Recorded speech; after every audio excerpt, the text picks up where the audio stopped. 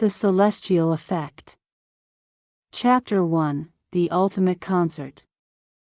Polished stars on dressing room doors shining brilliantly in the amber backstage lights, each nameplate a declaration of identity carved in metal. The corridor itself seemed to pulse with accumulated dreams and desperate ambition, its walls having absorbed decades of pre-show terror and triumph. Tonight, a charged blend of anticipation and raw electricity crackled through the air like static before a storm. Ethan Blackwood emerged first, his dressing room door closing with a soft click that, impossibly, resonated above the distant thunder of 60,000 voices. His boyish grin, the same one that had charmed Detroit's underground music scene, masked the slight tremor in his hands as he adjusted his bass strap. Those fingers, which had learned to speak fluent funk on the streets of Motown, now carried the weight of a global audience's expectations. "Time to face the beast," he murmured to himself, then knocked on Dante's door with the syncopated rhythm of a bass line that had become their secret greeting years ago. "Hey D, the cavalry's waiting." The door swung open, and Dante O'Brien filled the frame. Where Ethan vibrated with nervous energy, Dante possessed the stillness of deep water. Chicago's South Side had taught him that real power didn't need to announce itself. His embrace was brief but fierce, the kind shared between soldiers before battle. "Ready to burn it all down?" Dante's voice carried the gravel of 1,000 late-night studio sessions, each word deliberate as a sculptor's chisel. "Already lit the match," Ethan replied, their familiar pre-show banter a ritual against the churning in their stomachs. Sofia Ramirez burst from her dressing room like sunlight breaking through storm clouds. Her laugh, genuine and infectious, filled the corridor. The salsa in her blood refused to be contained, even standing still. She moved with the unrestrained grace of someone who'd learned to dance before she could properly walk. "Listos para hacer historia?" The Spanish rolled off her tongue like honey, then she switched to English with theatrical flair. "Because I didn't come this far to whisper." Her sequined outfit caught the light and threw it back in fractured rainbows, each movement creating a small constellation around her. The fabric whispered against her skin, a sound that spoke of dreams made manifest. The hallway filled as the others emerged from their sanctuaries. Aria White appeared with the poise of someone who'd spent childhood afternoons in opera halls, her classically trained spine a study in disciplined grace. Yet her eyes held fire that no amount of conservatory training could contain, the kind of passion that transforms technical perfection into transcendent art. "The butterflies are having a full-scale rebellion," she confessed, her soprano voice carrying even in spoken words. "But they always do before something magical happens." Ling moved with the flowing elegance of mountain streams, her long black hair catching the light like spun obsidian. Traditional Chinese folk music had taught her that silence held as much power as sound, and she wielded both with the precision of a master calligrapher. "In my grandmother's village, they say the spirits gather when music is about to be born," she said softly, her words carrying the weight of ancestral wisdom. "I can feel them tonight." The backstage area thrummed with controlled chaos, a symphony of preparation conducted by a multitude of unseen stagehands and technicians. Backup musicians clutched their instruments like talismans, their faces set in the determined masks of professionals who knew that one missed note could shatter dreams. The sharp scent of rosin mixed with electrical ozone and the metallic tang of stage fog that clung to everything like ghostly fingers. Makeup artists moved with the focused intensity of surgeons, their brushes and palettes weapons against the harsh stage lights that would soon bleach away any imperfection. Every stroke was calculated, every highlight and shadow a deliberate choice in the war between artistry and exposure.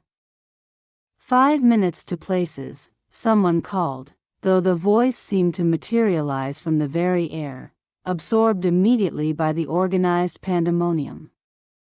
The stage fog rolled in waves, its acrid sweetness coating tongues and filling lungs with the promise of transformation. It was the scent of illusion made manifest, of ordinary people about to become the beings they were always meant to be under the spotlights. Axe, Adrian Archer, when his mother was angry, joined the growing huddle, his guitar slung across his back like a warrior's blade. Seattle had bred quiet strength into his bones, and his loyalty to these 8 souls burned deeper than any rebellion. His silence spoke volumes. Where others filled the air with nervous chatter, he simply nodded to each bandmate, his presence steady as granite. Thunder's arrival shifted the energy without a word spoken. Max Thorne had learned to speak through his drums, letting rhythm carry what language couldn't. Liverpool had forged him in its working-class crucible, teaching him that actions carve deeper marks than words. His calloused hands, scarred from countless hours of practice, flexed instinctively as he felt the distant pulse of the crowd. "Right then," he said, his Scouse accent cutting through the ambient noise like a blade through silk. "I can feel their heartbeat, 60,000 souls beating as one. That's just organized longing waiting to be set free." Luna drifted into their circle like starlight given form, her ethereal presence a whispered benediction against the corridor's crackling tension. Those same fingers that had once coaxed symphonies from silence now trembled as she smoothed the opalescent, threaded fabric of her cosmic stage dress, each sequin catching light like captured constellations. "A musica já está aqui," she breathed, her words carrying the liquid cadence of Portuguese before flowing into English, waiting for us to become its vessel. The corridor had become a crucible, their individual energies merging into something greater than the sum of their parts. Each breath they took seemed synchronized, each heartbeat falling into the rhythm of the approaching performance. "You know what this is?" Dante asked, his voice cutting through the ambient noise. "This is the moment when everything we've bled for becomes real." "Damn straight," Sofia replied, her eyes bright with unshed tears of joy and terror.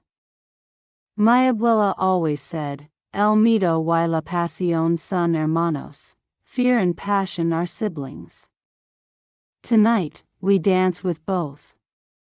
She pivoted toward the stage entrance, her stiletto heel catching the steel platform of the stage flooring like a blade, and then the world tilted.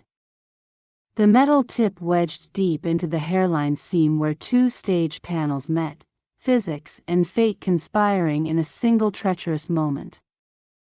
Sofia's body arced backward, her arms windmilling against empty air. Time crystallized. The roar of 60,000 voices beyond the curtain faded to nothing. In that suspended heartbeat, she saw her grandmother's face, heard her own voice promising to never let fear win. Thunder's massive hands closed around her waist before gravity could claim its prize. His fingers, calloused from years of gripping drumsticks, became her anchor as he pulled her upright against his chest. Her heart hammered against his palm. "Easy there, love," he murmured, his voice steady as bedrock. "I've got you." Dante was already on his knees, his nimble fingers working at the trapped heel while Ethan knelt beside him. The stage manager's voice crackled through their earpieces. 2 minutes, people." But they moved with surgical precision, a unit forged by countless rehearsals and something deeper than mere practice. Ethan's hands were gentle as he slipped the shoe from Sofia's foot, his touch reverent as a priest handling sacred relics. "New shoes for the encore," he said, his attempt at lightness betrayed by the tremor in his voice. "There," Dante breathed, his voice tight with concentration. The heel came free with a metallic scrape that seemed to echo through the corridor like a gunshot. Sofia flexed her toes against the cold floor, grounding herself in the moment. When she looked up, she found 4 pairs of eyes watching her, not with pity, but with the fierce protectiveness of family. "That," she said, her voice finding its strength again, "was just the universe reminding us that we're human." She straightened, smoothing her dress, her smile sharp as her freed heel. "Good thing we're planning to be something more." The distant roar of the crowd had become a living thing, a creature of pure sound and expectation that pressed against the stadium walls like a caged hurricane. Through the floor, through the walls, through their very bones, they could feel the weight of their audience waiting in the darkness. Finally, Celeste Johnson emerged from her dressing room, and a hush fell over the corridor. The backstage air, moments before thick with tension, softened, now sweet with the jasmine from the bouquet Michael had sent, white blooms that seemed to carry his love across the miles, their fragrance clinging to her skin like a blessing. As the band's gravitational center, her presence completed the constellation they become. She moved with liquid grace down the narrow hallway, her silvery cosmic costume catching the fluorescent light like captured starlight, her matching heels clicking a confident rhythm on the cold concrete that echoed off the walls like a heartbeat, pulling every eye, every breath, into her orbit. Her voice, the instrument that had launched them from dive bars to stadiums, carried the hopes of everyone who'd believed in their impossible dream. As she entered the backstage area, Celeste saw her bandmates gathered in a tight huddle, exuding warmth and pride. Ethan, Dante, Sofia, Aria, Ling, Axe, Thunder, and Luna, each one was an essential piece of the intricate puzzle that made up Celestial. Their nerves were palpable, crackling in the air like static electricity before a storm, their excitement a living thing that made the space itself pulse with anticipation.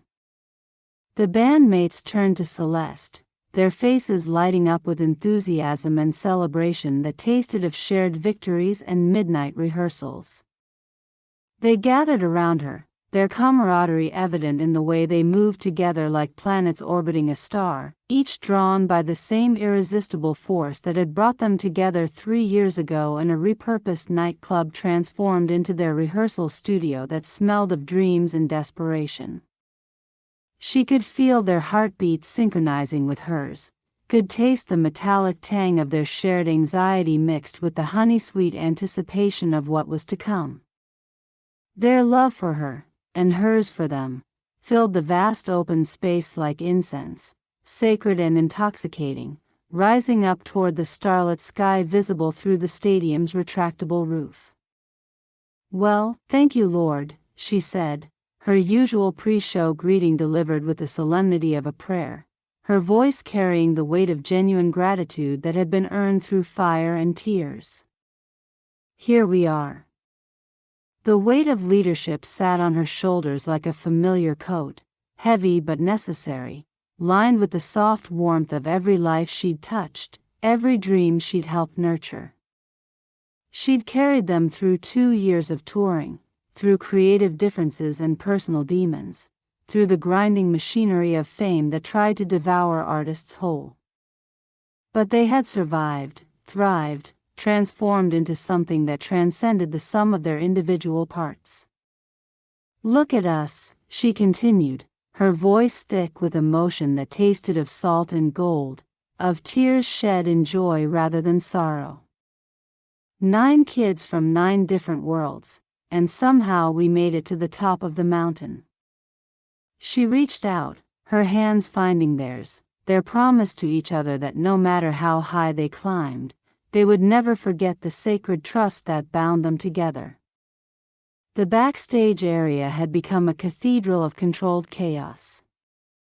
Stagehands moved with balletic precision, their black clothing making them invisible angels, ensuring every cable was secure, every light focused, every pyrotechnic charge primed for maximum impact. The camera crew, documentarians of dreams, captured it all as if bearing witness to history. Earpieces and mics, a technician announced, moving between them with the efficiency of a pit crew. Each device was a marvel of engineering, nearly invisible but capable of carrying their voices to the far reaches of the stadium and beyond, to the millions watching on screens around the world. Celeste felt the cool touch of the earpiece as it settled into place, the familiar weight of the microphone clipped to her costume. The technology was so advanced it seemed like magic, but she knew the real magic would come from their 9 hearts beating in unison. "Remember," Ethan said, his voice carrying the authority of someone who'd learned leadership through trial by fire, "we're not just giving them a show. We're giving them a piece of our souls." The ever-present camera crew meticulously documented the frantic yet controlled chaos, their lenses capturing every detail that contributed to the show's success. Each frame underscored the moment's profound grandeur and emotional weight as they transmitted the event live to a global audience of millions. The stage lights dimmed, and the crowd's roar shifted into something primal, a sound that existed before language, before civilization, a collective scream of human need for transcendence. In that moment of near silence, their individual voices found each other one last time. "For every kid who ever felt like they didn't belong," Aria whispered. "For every dreamer who was told to be practical," Dante added. "For every heart that beats to its own rhythm," Thunder said. "For the music that lives in all of us," Luna finished. The spotlight blazed to life, a pillar of white-hot illumination that seemed to reach from earth to heaven. The silence that followed was profound, an entire stadium holding its breath as one, waiting for the first note that would release them into ecstasy. 9 pairs of feet found the same rhythm without conscious thought, their steps synchronized like dancers who'd rehearsed this choreography in dreams. Sofia's trembling fingers brushed against Thunder's steady palm. Dante's rapid breathing slowed to match Luna's measured inhales. Ethan's white knuckles relaxed as Aria's shoulder pressed against his. They moved as one shadow with 9 hearts, each pulse finding the others in perfect time. The corridor narrowed toward the stage entrance, but instead of feeling trapped, they felt focused, like light gathering through a lens, individual rays becoming something capable of setting the world ablaze. Behind them lay separate histories, dive bars and rejection letters, broken strings and broken dreams, lonely nights wondering if the music mattered to anyone but themselves. Ahead lay 60,000 strangers waiting to be transformed into family, waiting to discover that the ache in their chests had a name, a melody, a home. The stage entrance yawned before them like the mouth of eternity, hungry and bright, ready to swallow their fears and birth their legend. The stage beckoned, hungry and bright, ready to devour them or transform them into legends. In that moment before they stepped into the light, they were infinite, suspended between the last breath of anonymity and the first note of immortality. The music that had been building in their souls for a lifetime pressed against their ribs like caged lightning, ready to be released into the world. It was time. Time crystallized into amber moments as their 60,000 voices merged into a singular, primal roar. The stadium's bones seemed to vibrate with collective hunger, a need so raw it tasted metallic on the tongue. Then darkness devoured everything. The giant screens awakened like ancient gods, their luminous countdown bleeding crimson numerals into the void. Each descending second triggered seismic waves of sound that crashed against concrete walls and human hearts alike. The air itself grew thick with electricity, charged particles dancing across skin like phantom fingertips. 10, 9, 8. In the sacred darkness behind the stage, 9 souls formed their ritual circle.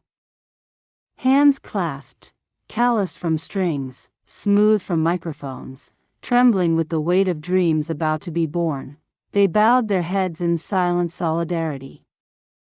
One by one, their fingers found Ling's jade pendant where it rested against her chest. The ancient stone had been cool moments before, but now it warmed beneath their touch like a living thing. Thunder's weathered knuckles brushed the carved surface first, followed by Sofia's trembling fingertips, then Dante's careful touch. The pendant pulsed. A heartbeat of emerald light bloomed from its core, washing their faces in ethereal green fire. The glow intensified with each new touch, Ethan's palm, Aria's gentle caress, Luna's reverent fingers, until the jade blazed like a captured star. The light painted their features in otherworldly beauty, transforming them from musicians into something mythical. For a suspended moment, they were no longer 9 separate souls but fragments of a single consciousness, connected by threads of light that seemed to flow between them like liquid music. The pendant's radiance pulsed in perfect synchronization with their collective heartbeat, and in that luminous circle, they felt the presence of something ancient and benevolent, the accumulated dreams of every artist who had ever dared to reach for transcendence. The light faded, leaving only the jade's natural luster and the lingering sensation of having touched something sacred. But the connection remained, invisible threads binding them together as they dispersed into the darkness. In the shadows, Axe, Thunder, and Luna took their positions at their instruments. The crowd's cheers intensified, a wave of sound crashing against the walls of the stadium. 3, 2, 1. The stadium roared to life. Fire erupted from the stage like dragon's breath, painting the darkness in molten gold and crimson fury. The screens blazed with the band's emblem, a constellation of intertwined souls, while the opening chord struck like lightning through bone and marrow. Smoke billowed upward, carrying the scent of sulfur and starlight, casting the stadium in an otherworldly haze of emerald light. But as the pyrotechnics settled, something else moved within the dissipating smoke. A deep purple mist began seeping through the crowd, threading between bodies like liquid shadow, carrying with it the scent of sulfur and something older, something that whispered of forgotten places and hungry spirits. The stadium transformed into an otherworldly realm, emerald and amethyst hues shimmering across upturned faces. Yet beneath the beauty, darkness stirred. The purple mist clung to the edges of vision, pooling in corners where the stage lights couldn't reach, as if the very act of creating such transcendent music had torn a veil between worlds. From this primordial haze, a heartbeat emerged. Not heard, felt. Thunder's drums pulsed through the crowd like blood through veins, each beat a shared lifeline connecting stranger to stranger in electric communion. But with each thunderous strike, the purple mist pulsed in response, growing denser, more present, as if the rhythm itself was summoning something that had been waiting in the spaces between notes. The time has arrived. The announcer's voice shattered the spell only to rebuild it stronger. Show some love for Celestial. Light flooded the stage like the birth of a new sun, and there they stood, 9 figures draped in cosmos, their costumes drinking starlight and reflecting it back as liquid quicksilver. The crowd's roar wasn't sound anymore, it was pure emotion given voice, a hurricane of love and longing that lifted souls from bodies. In the front row, a 12-year-old girl clutched her ticket with white knuckles, tears streaming down her cheeks as she witnessed her gods made flesh. Behind her, a graying couple held hands with the desperate tenderness of shared history, their eyes reflecting the stage lights like captured memories. Banners waved like prayer flags, each one a declaration of devotion written in glitter and hope. Yet in the peripheral darkness, the purple mist continued its silent advance, drawn by the intensity of emotion, the raw power of collective transcendence. It moved with ancient purpose, patient as shadows, hungry as time itself. Good evening, beautiful souls. Celeste's voice cut through the din with the sweetness of honey, her words carrying the weight of gratitude and the promise of transcendence. Are you ready to taste eternity? The crowd's response wasn't a cheer, it was a battle cry that shook the foundations of the earth. And in that moment of pure human exultation, the purple mist smiled with invisible teeth, knowing that such brightness always cast the deepest shadows. From the urban shadows of Chicago's underground, Dante emerged like a prophet of rhythm and rebellion. His presence commanded the stage not through force but through an almost supernatural magnetism that drew every eye, every breath, every heartbeat into his orbit. Those piercing blue eyes, chips of Arctic ice lit from within, held the crowd captive as the first rap beats erupted like cannon fire. The transformation was alchemical. Dante's voice became a scalpel, carving precise incisions through the air, each syllable a surgical strike that left the audience breathless. His words didn't just rhyme, they painted visions, told stories, rewrote reality with the speed of thought and the power of lightning.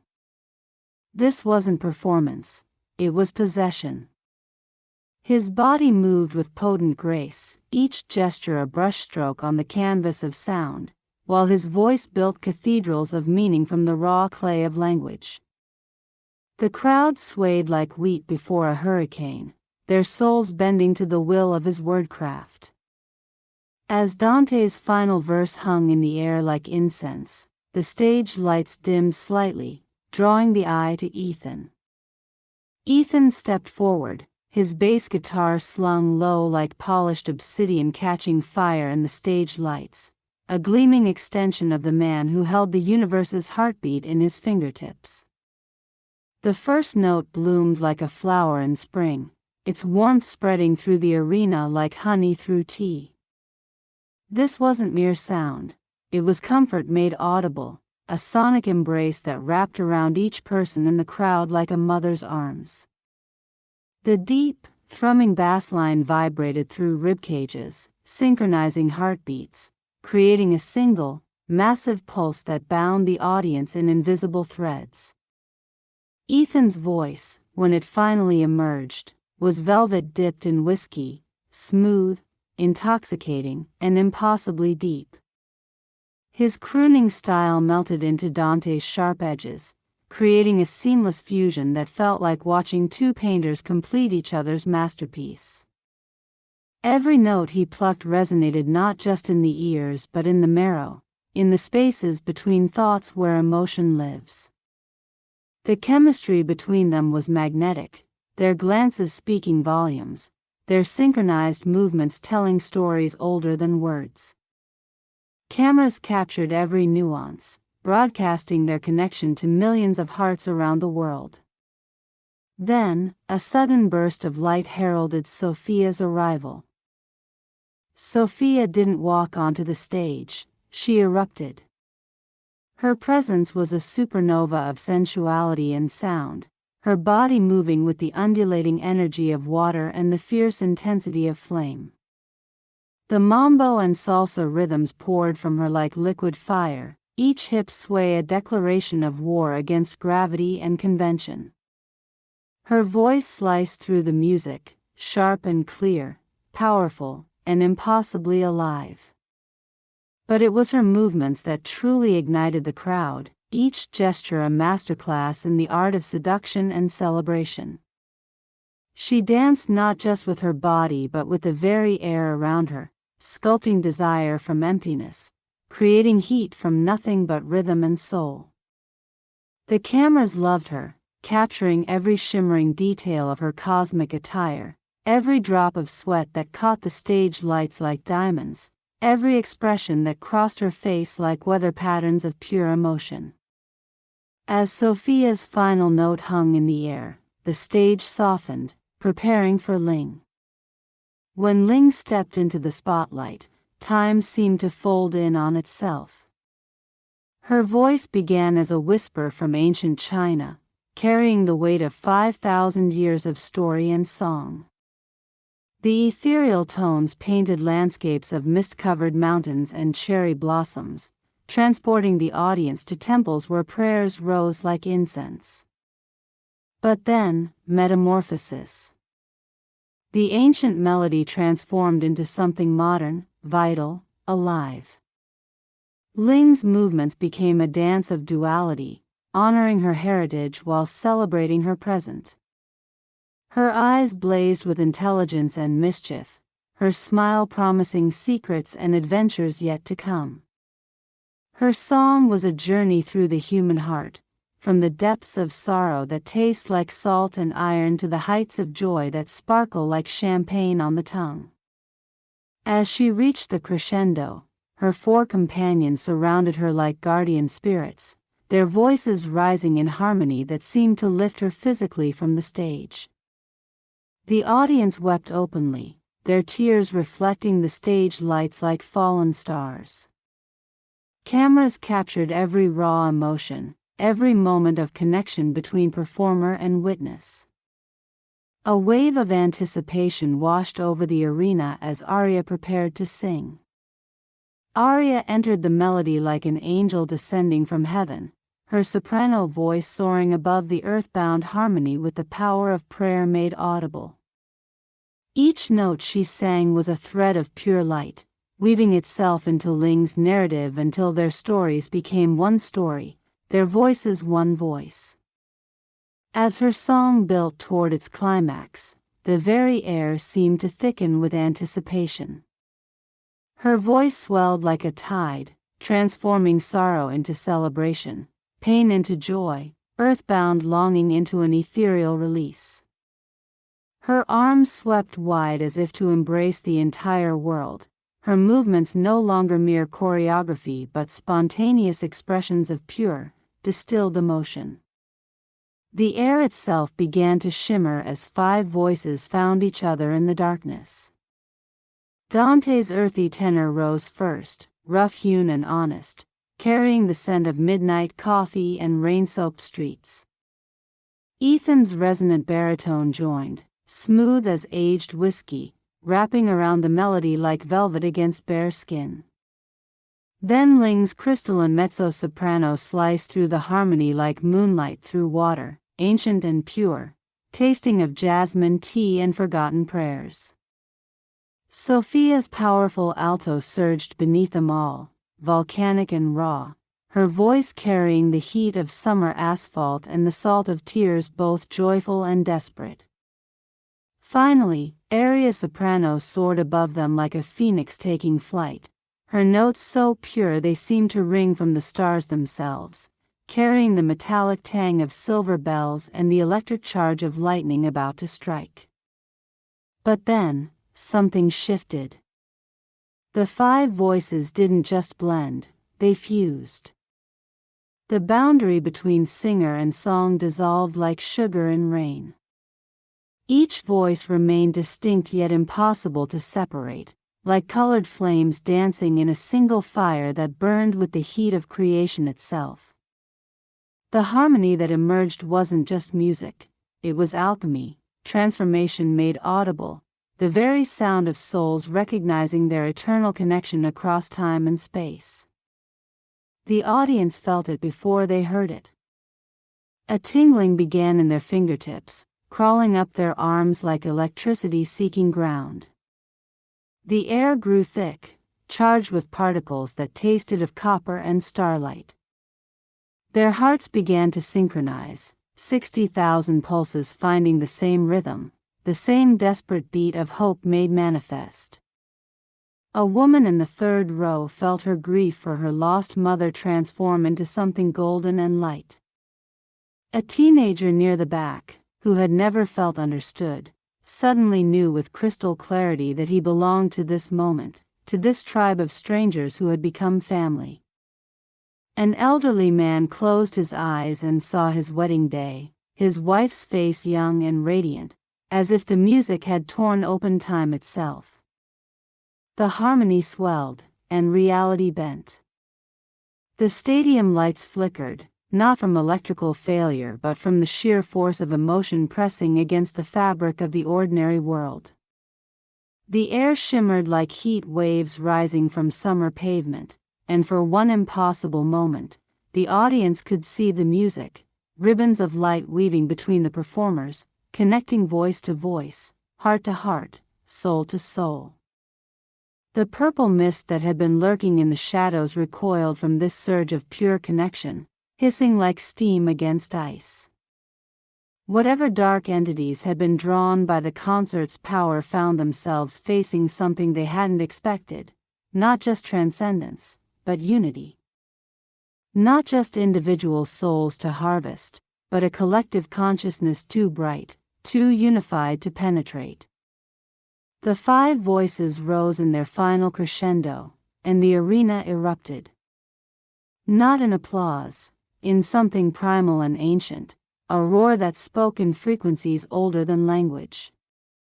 The sound didn't just fill the space, it possessed it, ricocheting off metal supports until the entire structure sang in harmony.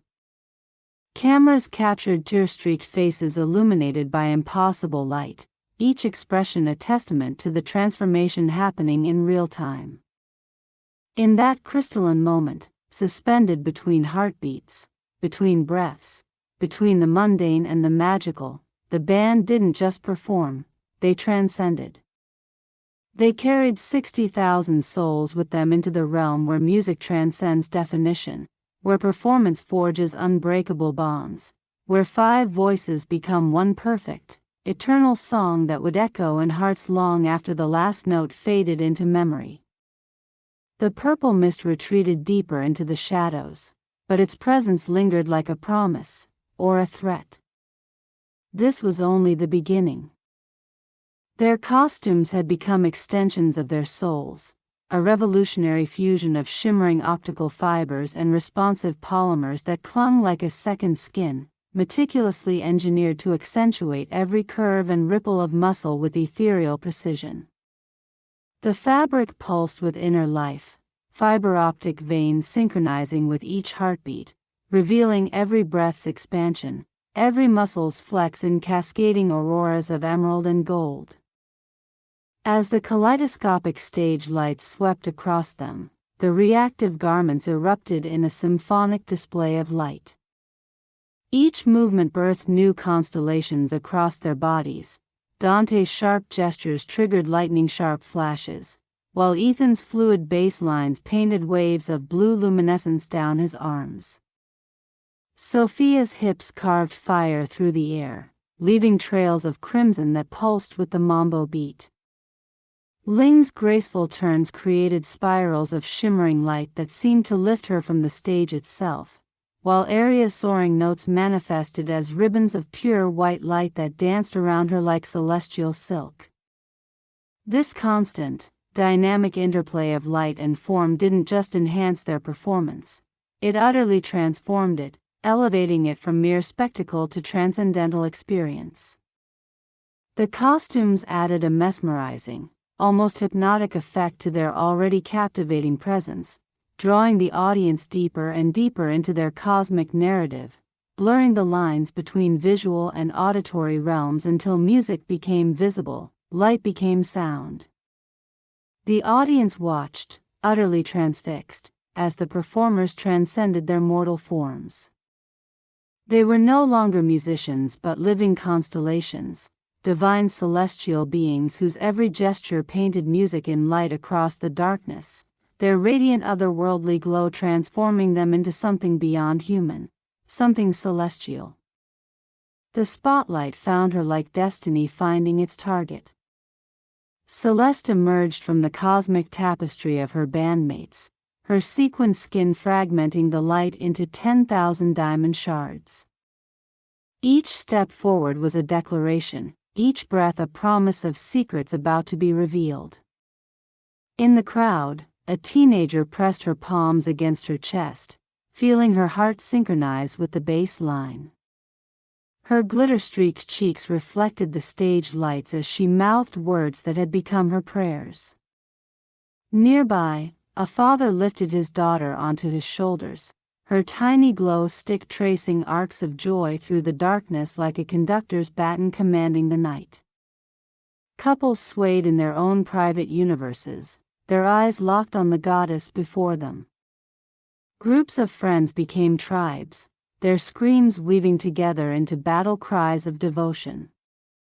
The cameras drank it all, every tear that tasted of salt and dreams, every smile that held the weight of answered prayers. You beautiful, broken, brilliant souls, Celeste's voice cut through the tumult like a clear bell. Her words carried the weight of confession, the power of benediction. This is where we heal together. What erupted from her wasn't merely song, it was autobiography written in sound. Gospel's sacred fire merged with Ranb's urban soul, creating something entirely new. Her voice became a scalpel, cutting through the audience's defenses to reveal the raw nerve of shared experience. She sang of love that carved itself into her skin, permanent and aching with every breath. The scars mapped her chest in invisible constellations, each one a story of hands that had held her face like prayer, then let her fall like broken glass. Her voice cracked on the word forever, splintering into 1,000 sharp pieces that cut the air, cut her throat, cut every heart that heard it. Dreams died in dawn's cruel light, leaving an acrid smoke in her lungs, a bitter taste of what could have been. Each note carried the metallic tang of tears cried alone, the sharp edge of holding your breath until your lungs screamed. She sang of lessons learned too late, of the last kiss that tasted of goodbye before you knew it was ending. Her voice climbed impossible peaks, soaring on thermals of pure longing, her throat opening like wings catching wind. For one crystalline moment, she was the phoenix, magnificent, untouchable, born from her own destruction. Then gravity claimed her, and she plunged into valleys where echoes of old pain still whispered their cruel lullabies, where the ghosts of every "I love you" turned to "I'm sorry" waited with patient hunger. The love lived in her high notes, raw, desperate, ascending like smoke from a funeral pyre. The heartbreak dwelt in her lower register, where her voice broke like waves against stone, each word a small death. She died again and again, willingly, beautifully, because the pain was proof the love had been real. The camera crew moved like hunters, capturing the glistening tracks of vulnerability on her cheeks, the steel determination in her jaw, the momentary breaks in her armor that revealed the frightened girl still living inside the goddess. Her movements were poetry and seduction, strength and surrender, each gesture peeling away another layer of her carefully constructed walls. For 10 minutes that felt like lifetimes, she poured her essence into the air. The audience didn't just hear her story, they lived it, breathed it, felt it settling into their bones like medicine they didn't know they needed. As Celeste's solo reached its breaking point, the lights shifted like dawn breaking over a battlefield. One by one, her bandmates stepped forward, not as accompaniment but as witnesses to her truth. Dante's voice joined first, his urban roughness softening into something approaching prayer. "We rise," he growled, his words carrying the weight of streets that had tried to break him. We rise because we must. Ethan's bass hummed beneath them like the earth's heartbeat, his baritone wrapping around their voices like arms around family. Together, he sang, the word tasting of home and belonging. Ling's ethereal tones descended like snow, her ancient melodies carrying wisdom earned through suffering. From ashes, she whispered in Mandarin, then English, "Phoenix wings grow strongest." Sofia's fire ignited the harmony, her alto crackling with the heat of survival. "Somos invincibles," she called out, her declaration setting the air itself ablaze. Aria's soprano soared above them all, her voice a bridge between earth and heaven. "We are the light," she sang, each word a star being born, that darkness cannot swallow. Their voices didn't just blend, they became alchemical, transforming individual pain into collective power. The harmony that emerged was larger than the sum of its parts, a sonic architecture that seemed to rebuild the very air around them. The audience felt the shift in their marrow. This wasn't performance anymore, it was ceremony, communion, the sacred marriage of artist and witness. Phones lowered as people forgot to document, choosing instead to simply exist in the moment. Strangers embraced, tears flowing freely as barriers dissolved under the weight of shared transcendence. The camera operators themselves wiped their eyes, struggling to maintain focus as the magnitude of what they were witnessing threatened to overwhelm their professional distance. On screens around the world, millions of hearts synchronized with the rhythm pulsing through that arena. The band moved as one, their separate identities dissolving into something greater. Each glance between them sparked visible electricity, each synchronized breath creating ripples of light across their living costumes.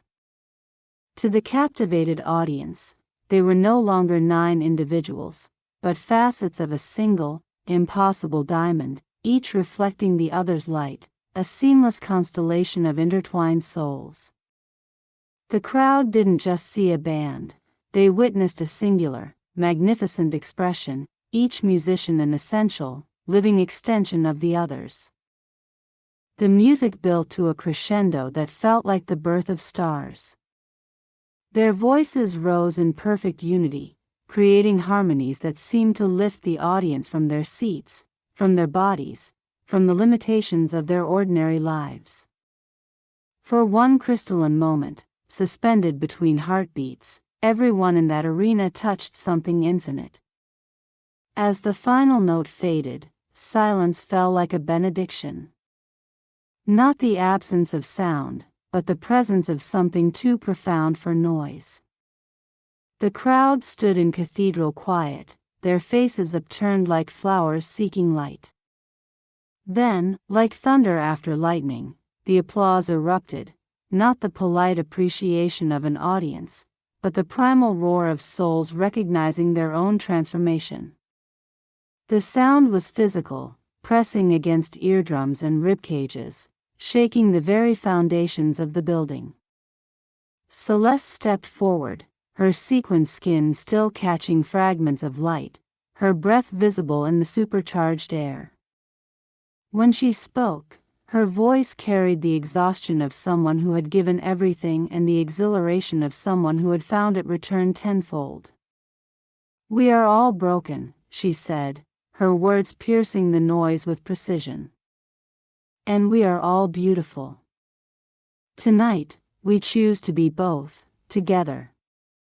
The crowd's response wasn't applause, it was a love song, their voices raised in gratitude for the gift of being seen, truly seen, in all their flawed magnificence.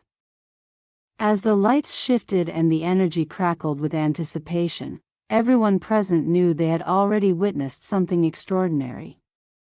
Yet this was only the beginning, the first taste of a night that promised to transform them completely. The arena hummed with electric expectation as the band prepared to peel back another layer of their souls. What had just unfolded was merely the opening movement of a symphony that would span hours, each member preparing to step forward and bear their individual truths.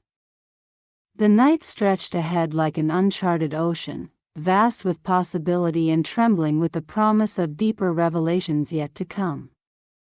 The name rolled off Celeste's tongue like a prayer whispered in cathedral shadows: Dante. Thousands of hearts stopped beating in unison.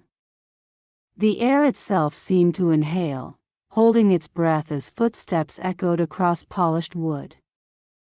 Then he emerged from the wings, and the world exhaled in a collective gasp that tasted of anticipation and electricity. Dante moved like liquid lightning, each step a calculated explosion of contained energy. His skin-tight, lustrous costume caught the stage lights, throwing fragments of amber and gold across the first 3 rows.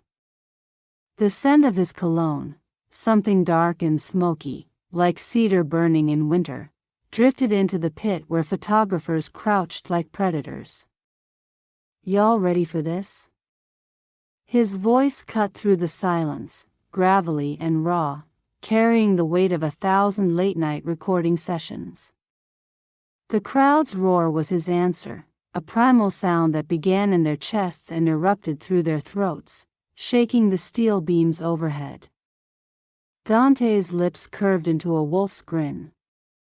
His fingers wrapped around the microphone with the familiarity of a lover's touch, and when he began to rap, the words didn't just flow, they devoured the air between his mouth and their ears.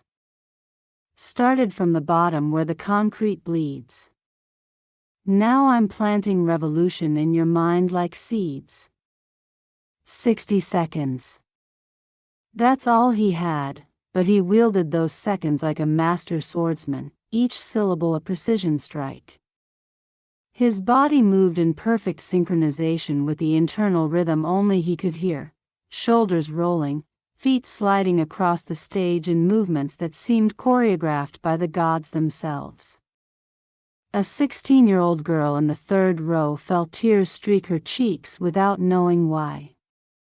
Her boyfriend squeezed her hand, his own pulse hammering against his throat as Dante's words burrowed into his chest and nested there like fire.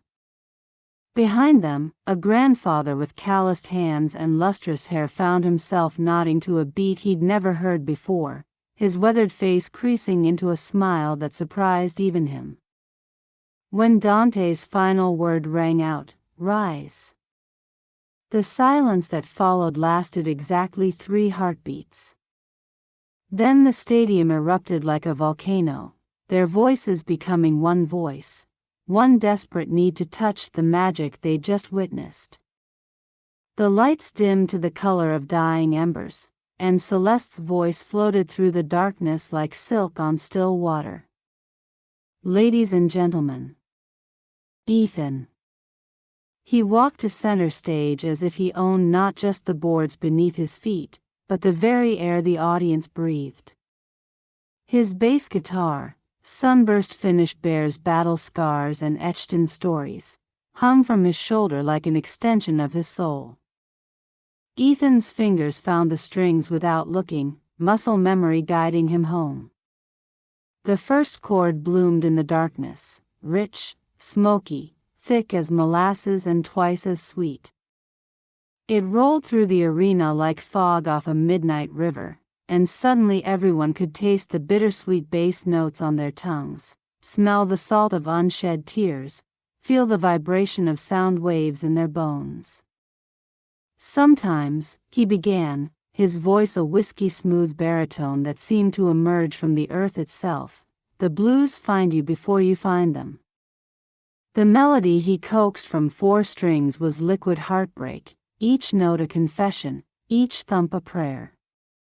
His voice wrapped around the bass beat like smoke around flame, and together they painted pictures in the darkness, empty highways, neon-lit diners, love letters never sent. In the 4th row, Margaret Waters closed her eyes and let the music wash over her like rain after drought. She was 43, divorced, working 2 jobs to keep her apartment, but for these 60 seconds, she was 18 again, dancing in her dorm room to music that promised everything would be beautiful. Beside her, 3 college friends swayed with their arms around each other's shoulders, their differences forgotten in the face of something larger than themselves. The pre-med student, the philosophy major, the one who dropped out to chase dreams their parents couldn't understand. They were all just souls now, united in the Church of Sound. Even 8-year-old Tyler, standing on his father's shoulders to see over the crowd, felt something shift in his chest. His small hands clapped not because he understood the words, but because his heart recognized the truth in them. When Ethan's final note faded into blessed silence, the applause wasn't thunderous. It was reverent, like rain on leaves, like breathing itself. From the heart of tradition, Celeste announced, her voice carrying the weight of ceremony, "We welcome Ling." She glided onto the stage like mist over water, her gleaming silk dress the color of midnight sky catching the lights and throwing them back as whispers of moonlight. The first notes of her song were barely audible, a humming that seemed to rise from the earth itself, ancient and knowing. Then her voice opened like a flower blooming in fast forward, each note crystalline and pure, carrying with it the scent of jasmine and the memory of mountain air. The melody was older than the building they sat in, older than the city that surrounded them, woven from the dreams of generations who'd gazed at the same stars and wondered at the same mysteries. Her hands moved as she sang, painting invisible characters in the air, symbols that told stories of love and loss, of seasons changing and rivers flowing toward seas they'd never seen. Her voice climbed impossible heights, notes that seemed to touch the ceiling lights and transform them into something holy. In the front row, 7-year-old Malin Chin stood transfixed, her traditional red dress a small echo of the stage before her. Her grandmother had taught her the song Ling was singing, but she'd never heard it like this, never felt it reach into her chest and lift her heart toward the sky. Her small hands began to mirror Ling's movements, and for a moment, the ancient chain of culture and memory blazed bright as starlight. 20 rows back, David and Rose Wong sat with their fingers intertwined, their eyes closed. They were 73 and 71, married for 52 years, and the song carried them back to their first dance, their first kiss, their first glimpse of each other across a crowded room in Hong Kong half a century ago. When Ling's voice finally settled into silence, the applause was like wind through bamboo, soft, grateful, full of recognition for something sacred shared. "Behold," Celeste proclaimed, her voice carrying the authority of angels, Aria. She strode to the center of the stage with the confidence of someone who'd never doubted her purpose. Her shimmering cosmic gown caught the lights and held them prisoner, each sequin a tiny star in a constellation of ambition. When she opened her mouth, the sound that emerged wasn't quite human.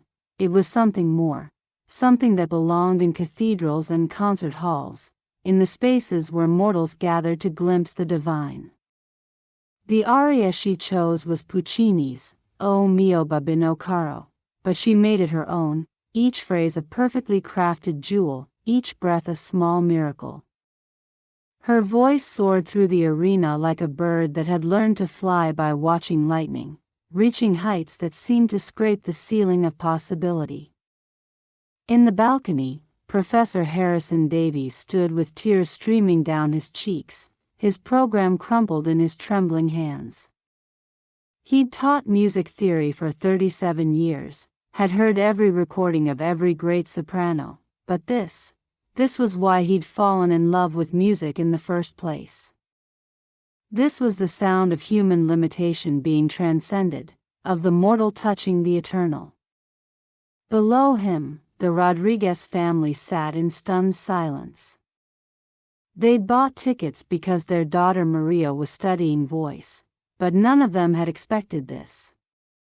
Even 10-year-old Carlos, who'd been fidgeting in his seat all evening, sat perfectly still, his mouth open, his eyes wide with wonder. When Aria's final note shattered the silence, a pure, crystalline sound that seemed to hang in the air like a prayer refusing to descend, the applause was immediate and overwhelming. It crashed over her like a wave, like a storm, like the voice of everyone who'd ever reached for something beyond their grasp. And finally, to ignite the night, Celeste called out, her voice bright as champagne bubbles, "Sofia."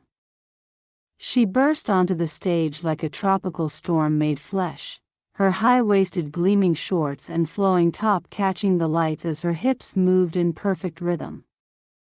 The music that poured from the speakers was pure joy distilled into sound, mambo and salsa and something indefinably hers, a rhythm that made hips sway and hearts race. Her voice was sunshine and cayenne pepper, sweet heat that made the audience want to dance, to laugh, to fall in love with strangers. She sang in Spanish and English and the universal language of pure happiness, her words painting pictures of midnight beaches and street festivals, of love that tasted like mango and felt like flying. The crowd couldn't help themselves. They rose from their seats as one, their bodies moving to the same impossible rhythm. A grandmother in the third row grabbed her grandson's hands and spun him around until they both collapsed in giggles. A young couple in the back row kissed for the first time, their lips meeting as Sofia's voice soared over their heads like a blessing. Even the security guards found themselves tapping their feet, their stern faces cracking into reluctant smiles as Sofia's joy proved absolutely, completely contagious. When her final note rang out, bright and bold and absolutely unapologetic, the silence lasted exactly long enough for everyone to catch their breath. Then the applause began, not as sound but as celebration, as all present said thank you for reminding them that joy was possible, that music was magic, that sometimes the best thing you could do was simply dance. The stage lights blazed like stars, and in that moment, everyone knew they'd witnessed something rare, not just a performance, but a transformation. They'd come as strangers and left as part of something larger, something that would live in their hearts long after the last echo faded into memory. The stage trembled beneath a multitude of feet, and in that electric stillness, Celeste's voice pierced the darkness like a laser. Ladies and gentlemen, prepare yourselves for Axe. He materialized from the shadows as if summoned by the very gods of rock and roll, 6 feet of pure kinetic energy wrapped in shimmering fabric and attitude. His Fender Stratocaster hung across his chest like a weapon of mass seduction, its chrome catching the spotlight and throwing razors of light into the front rows. Time to melt some faces, he growled into his headset mic, his voice carrying the rough texture of whiskey and cigarettes, though he'd touched neither. The crowd's answering roar tasted like copper and adrenaline. The first note exploded from his guitar like a gunshot at midnight. Not a sound, a force of nature that made the steel girders above them sing in harmony. His fingers became a blur of precision and fury, each fret a destination in a journey that mapped the geography of human desire. The music he unleashed wasn't just heard, it was felt. It crawled under skin, wrapped around bones, made hearts skip beats in dangerous syncopation. A bead of sweat traced the edge of his jaw as he bent a note so far it nearly snapped, his face contorting with the beautiful agony of creation. In the third row, 17-year-old Jake Morrison clutched his air guitar like a lifeline, his fingers mimicking every impossible run, every death-defying bend. His girlfriend Sarah watched not the stage but his face, seeing something wild and desperate kindle in his eyes, the moment a boy realized he'd found his religion. Behind them, Pablo Tank Rodriguez, former Marine, current construction foreman, father of 3, felt something crack open in his chest. His calloused hands, built for wielding hammers and holding babies, now moved in perfect time with music that spoke to the warrior he'd buried beneath decades of responsibility. When Axe's final chord rang out, a sustained scream that seemed to tear holes in reality itself, the silence lasted exactly long enough for everyone to remember how to breathe. Then the arena exploded, their voices becoming one primal howl of recognition. "The heartbeat of Celestial," Celeste announced, her voice riding the wave of applause like a surfer on tsunami, thunder. The spotlight found him behind his fortress of chrome and maple, a drum kit that looked like it could level buildings. Thunder sat like a king on his throne, his massive frame coiled with the patience of a predator. His arms, corded with muscle built from years of beating rhythms from unwilling surfaces, rested on his thighs like sleeping pythons. "Feel this," he said simply, his voice a rumble that seemed to emerge from the earth's core. The first hit landed like a meteor strike. The bass drum didn't just sound, it moved through the concrete, up through the soles of feet, into the cavity of chests where it nested like a second heartbeat. His stick work was surgical precision wrapped in barely contained violence, each strike a thunderclap that rewrote the laws of physics. Sweat flew from his brow in crystalline arcs, catching the stage lights like scattered diamonds. The scent of sweat and wood polish mixed with the metallic tang of cymbal crashes, creating an atmosphere thick enough to taste. His whole body became the instrument, shoulders rolling, back arching, his face a mask of concentration so pure it bordered on the mystical. In the balcony, 12-year-old Naomi Lay felt the rhythm burrow into her bones. Her hands, small and delicate, moved against her jeans in perfect time, her grandmother's protests about the volume forgotten in the face of something that spoke directly to her soul. She didn't know yet that she was witnessing her future, didn't understand that this moment would send her to music stores and practice rooms and eventually to stages of her own. 2 sections over, Dr. Elena Vasquez, cardiac surgeon, mother of 2, woman who'd spent the last 18 months saving lives in 12-hour shifts, closed her eyes and let the percussion massage the knots from her shoulders. For the first time in months, the constant hum of anxiety in her head went quiet, replaced by something primal and healing. When Thunder's final roll cascaded into silence, the applause wasn't just sound, it was gratitude made audible, all hearts saying thank you for reminding them they were alive. And now, Celeste's voice dropped to a whisper that somehow carried to the furthest reaches of the arena, our angel of music. Luna. She appeared at the keyboard like moonlight given form, her ethereal frame seeming to glow from within. Her fingers, long and pale as winter birch, hovered over the keys with the reverence of a priestess approaching an altar. The first notes she coaxed from the instrument were barely there, whispers of melody that crept through the air like secrets shared between lovers. The music built with the patience of sunrise, each phrase a brushstroke on a canvas made of silence and possibility. Her body swayed with the rhythm, not as performance but as prayer, her entire being tuned to frequencies only she could hear. Then she stood, and the spotlight followed her to the violin that waited on its stand like a sleeping lover. She lifted the instrument with the tenderness of a mother holding her child, positioned it beneath her chin with a sigh that spoke of coming home. The bow touched strings, and the world changed. What emerged wasn't just music, it was liquid emotion, distilled heartbreak, crystallized joy. Each note carved space in the air, created architecture of sound that the audience could walk through, live inside. Her fingers danced across the fingerboard with impossible grace, finding notes that existed in the spaces between notes, painting colors that had no names. In the front row, 93-year-old Walter Kowalski felt tears he hadn't cried since his wife's funeral 37 years ago. The melody Luna wove reminded him of dancing in his kitchen, of promises whispered in the dark, of love that had survived war and loss and time itself.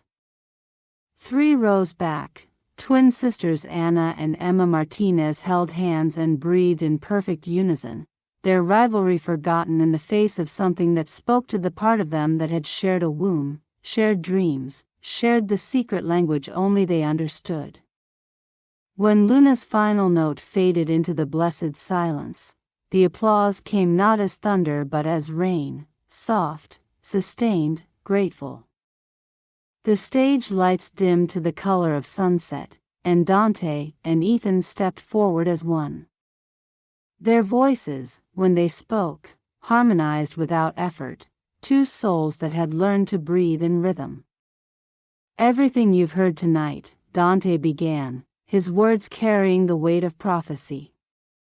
"Every note, every beat, every breath," Ethan continued, his voice the honey to Dante's lightning, "has been leading to this moment." They finished together, their arms sweeping wide to embrace not just the crowd but the entire universe of possibility. "The heart of Celestial," Dante called out, his voice cracking with emotion he didn't try to hide. "The soul of our music," Ethan added, his eyes bright with unshed tears. Celeste. She walked into the light not as a performer but as a force of nature, her presence so commanding that the very air seemed to bend around her.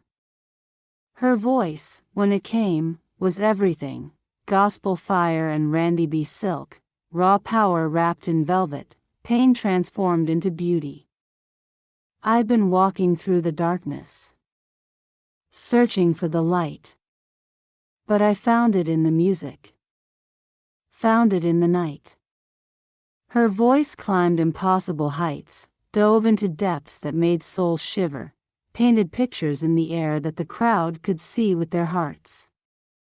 She moved with the powerful flow of water, the controlled force of flame, her entire being a testament to the transformative power of music. Every note she sang was autobiography, every phrase a chapter in the story of a woman who'd fought her way from nowhere to everywhere, who'd turned her scars into songs and her pain into pure, radiant love. The alchemy was visible. What had been bitter became honey on her tongue, what had been sharp became silk in her throat. Her voice now carried the warmth of arms that had learned to embrace instead of defend, the sweetness of tears that fell from joy instead of sorrow. She sang of love that healed what it touched, of dreams reborn in golden light, of rising not just from ashes but into wings that carried others skyward. Each note tasted of hope shared freely, of laughter that bubbled up from a well that had once run dry. Her voice soared with the lightness of someone who had learned that caring for others was the secret doorway back to herself. The crowd didn't just hear her music, they felt it healing them, tasted the sugar-sweet essence of compassion, breathed it like the first spring air after a long winter. In her highest notes lived pure elation, in her gentle whispers dwelt the tenderness of a mother's touch. She had become love incarnate, and every soul in that arena felt themselves reflected in her radiant humanity. In the VIP section, industry executives who'd seen everything, done everything, found themselves weeping openly. In the general admission pit, teenagers who'd never heard gospel music felt their hearts crack open. In the nosebleeds, grandparents who'd raised their grandchildren on hymns recognized the sacred in the secular. When her final note, a sustained cry of triumph that seemed to touch the rafters, faded into silence, the applause was immediate and overwhelming. But more than that, it was transformative. The audience became one family, united in the recognition that they'd witnessed something holy. "We are celestial," they shouted in unison, their voices creating a chord that resonated in the bones of every person present. What followed wasn't just a concert, it was a religious experience. The band moved as one organism, their individual talents flowing together like rivers joining the sea. Axe's guitar wailed in conversation with Luna's violin, Thunder's drums provided the heartbeat for Celeste's voice, and through it all, Dante and Ethan wove melodies that told the story of what it meant to be human. The stage became a universe unto itself, lights strobing in patterns that matched the rhythm of collective heartbeats, pyrotechnics painting the night sky with colors that had no names. The scent of cordite and sweat mixed with the lingering perfume of 60,000 dreams made manifest. In the crowd, miracles happened in real time. Estranged couples found each other's hands and held on. Bitter enemies stood shoulder to shoulder, their differences forgotten in the face of something larger than themselves.